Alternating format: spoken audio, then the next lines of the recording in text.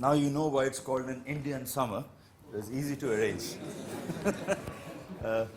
Actually, Graham does not usually sit there. He sits right there where Steve King is sitting. And that's a good vantage point from which to harass every speaker that has spoken here. And I realize we are a bit tight for space here, but I thought it would be nicer to be in here rather than in a much bigger auditorium, so that we have this same sense of a buzz that we feel when you have a seminar and we're talking about something interesting. And today we have a large number of very interesting talks, which I think will provide a perspective on why we do what we do, because they are going to range back over the last 4 decades. And we are really very fortunate that many of Graham's collaborators, going back to the year dot, have given of their time to come here. And especially those who have come from overseas, we are very thankful that you came at such short notice. I explained last night why it was short notice, so I won't go into that again. But of course, a number of people could not come, and they have sent messages for Graham. And I have, in fact, put them together in a sort of a presentation, which I'll print out and leave outside at the break. But I thought it would be interesting just to go through a few of them now before we start with the actual talks. Now, I'm not going to go through all of them because it is really a very long list. But a few of them, I think, have a special message for Graham. So let's just go through one or two. This is from an ex-student of Graham, so the graduate students here will like to get a feel of how his ex-students regard him. This is Gabriel Herman, who is in Mexico, and he clearly took some photographs the last time he was around. He came on sabbatical a couple of years ago, and we did a paper together on inflation. So he says, "Pity I'm not there to congratulate you personally.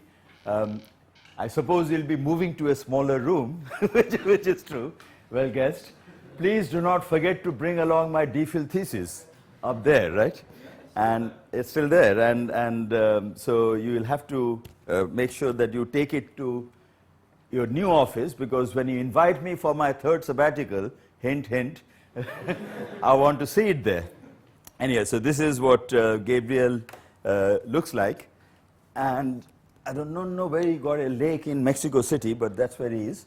And he hopefully will visit us again sometime in the near future and see Graham, who I understand intends to spend at least 10% of his time here. At least that's what he put down on our rolling grant. But they didn't believe it. So there you are. Okay.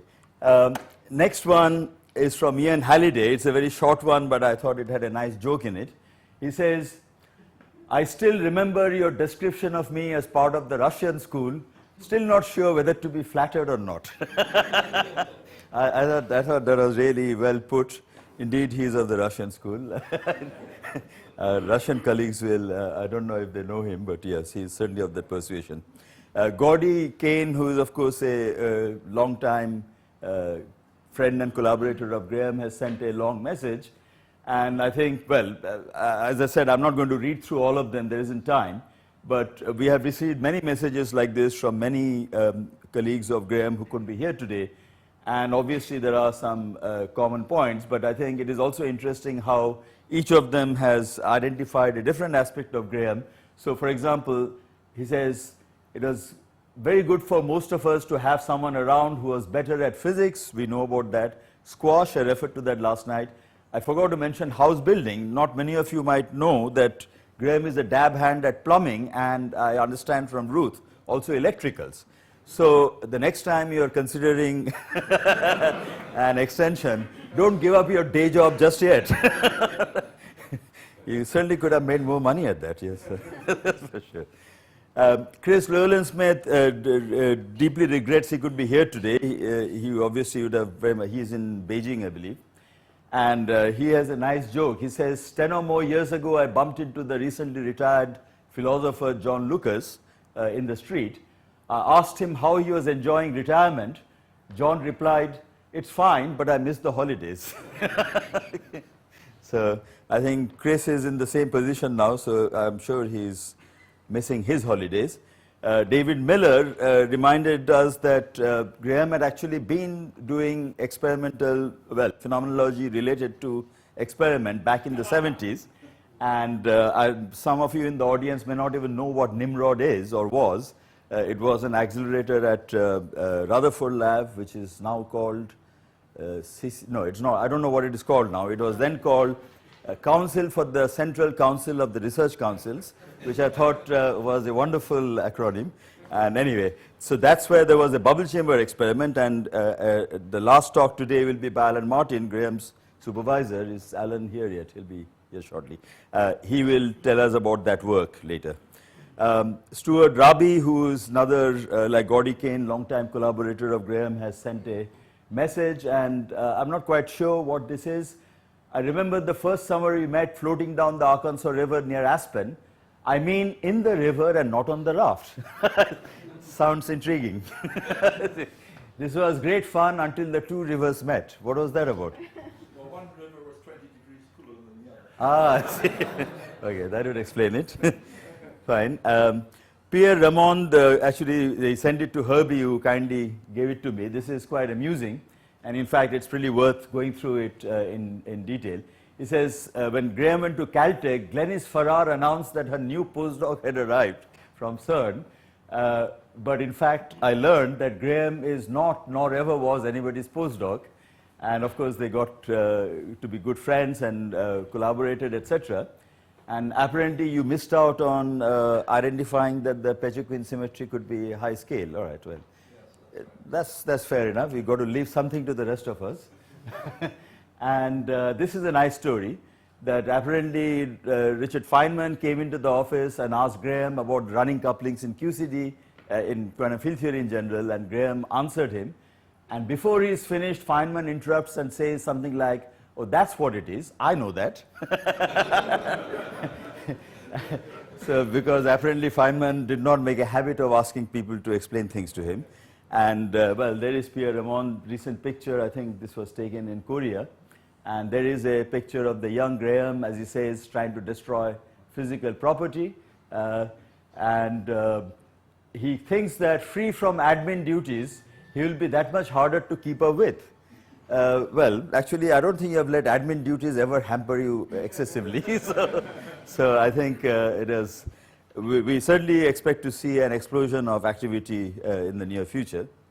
And Pierre, unfortunately, did his back in just yesterday. He deeply regrets not being here today, and we are looking forward to his talk on your work on the flavor problem. But okay, I'm sure we'll welcome him some other time. Gino Segre similarly could not come, and he talks about, well, I think we can all agree with that you have been an inspiration to all of us for 4 decades, and also, of course, other aspects that we touched on earlier. I'm pleased to see that there are no signs of slowing down in retirement. So that's certainly... Exactly. I thought this was a bit premature. This is his last day at work. You're still on a full salary. So this is work, this meeting today. Isn't it nice that you can enjoy our work? James Sterling actually does say something rather, touching. He says, he was very supportive of me when my career was still developing, and I'll always be grateful to him for that. This was in the mid-80s, I recall, when James was at CERN in 83, 84, when, for example, the supersymmetry was first discovered, the monojets at UA1, and it turned out nobody had calculated the QCD background for such events. So I recall James was involved in that work and many other things, of course. And so I don't know whether he plans to continue researching or slip away to do something else. So we'll leave you to answer that later. Tom Weiler also has sent a nice message about how you two were at Caltech together and you took him under your wing and mentored him. I can't really see you mentoring Tom Weiler, he's but well, that's what he says. And he very much appreciated your paternal mentoring, like that. And so on. There are many messages that have come in, and many people have obviously been unable to move their schedules to be here because the date had to be fixed in advance precisely because it's his last day at work.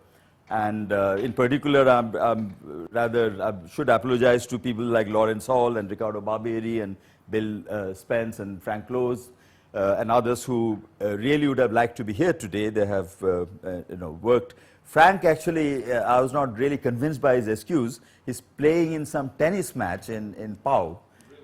And he says, you will understand this because he has played squash with you for 40 years, and therefore you will understand that he really could not be here, much as he would have liked to be.